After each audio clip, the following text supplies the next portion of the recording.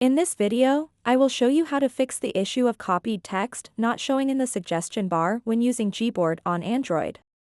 To get started, locate and open the Gboard app on your Android device. Now, look for an option labeled Clipboard. Tap on Clipboard to access its settings. Here's where the magic happens. You'll notice a switch next to Show Recently Copied Text and Images in Suggestions bar. If this toggle is turned off, that's likely why your copied text isn't appearing as expected. Simply toggle this switch on.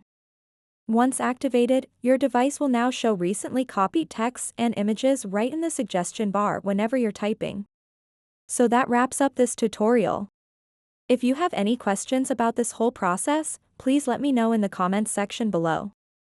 And if this video helped you out, please give it a big thumbs up and subscribe to this channel for more tutorial videos like this one.